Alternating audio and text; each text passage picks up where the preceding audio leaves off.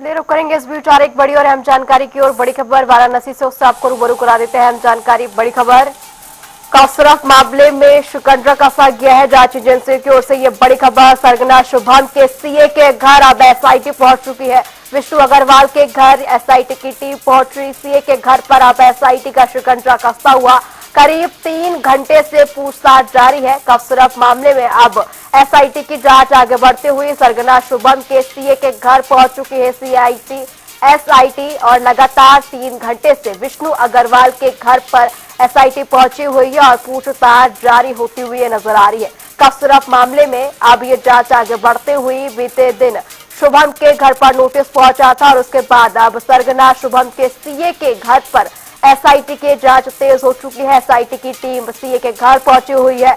करीब 3 घंटे से पूछताछ इस पूरे मामले में जारी है। कासरफ सिंडिकेट का हाल ही में खुलासा हुआ, जिसके बाद अब जांच एजेंसी अलग अलग एंगल से इस पूरे मामले में जांच कर रही है। इसी खबर पर ज्यादा जानकारी के लिए हमारे संवाददाता धर्मेंद्र चौबे हमारे साथ जुड़ चुके हैं। धर्मेंद्र, अब इस पूरे मामले में एसआईटी जांच करते हुए नजर आ रही है। अब वो सीए के घर पर करीब 3 घंटे से पूछताछ जारी है। क्या कुछ अपडेट पूरे मामले पर?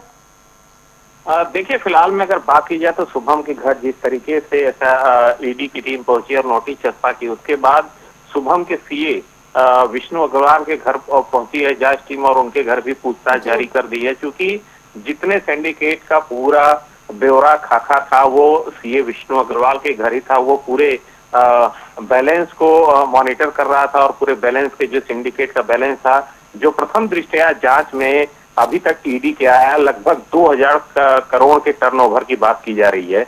लेकिन बात यह है कि लगातार जिस तरीके से परत दर परत अब ईडी के घुसने के बाद खुलती जा रही है, लगभग जो शुरुआती बात की जा रही थी कि लगभग 100 करोड़ की बात हो रही थी कि 100 करोड़ का टर्नओवर हुआ था, लेकिन प्रथम जो जांच हुई उसमें लगभग 2000 करोड़ के टर्नओवर की बात आ रही है। और ये सिंडिकेट बंगाल, पश्चिम बंगाल, नेपाल और बिहार, झारखंड, उड़ीसा तमाम ऐसे राज्य है जिससे कनेक्ट है।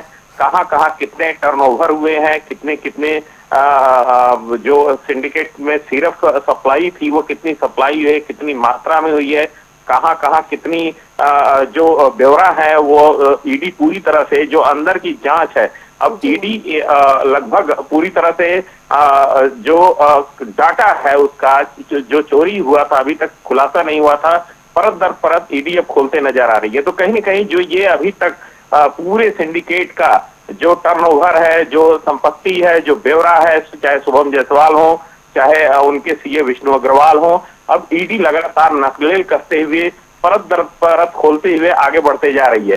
फिलहाल में जो जांच चल रही है, अब देखने वाली बात यह होगी कि जो 2000 करोड़ की बात प्रथम जांच में ईडी की आई है, क्या वो कितने तथ्यों तक सही पाई जाती है और क्या उसमें खुलासा आगे निकल के आता है। जी धर्मेंद्र, अब जिस तरीके से हमने देखा कि सरगना शुभम के घर के बाद अब जो है सीए के घर पर ये छापेमारी हम देखते हुए नजर आ रहे हैं, क्या कुछ स्थिति अभी वहां देखने को मिल रही है घर के बाहर? क्या अभी किसी तरीके की अभी 3 घंटे की पूछताछ चली है, उस पर क्या कुछ अभी दस्तावेज बाहर ले जाते हुए टीम नजर आई? क्या कुछ स्थिति वहां पर?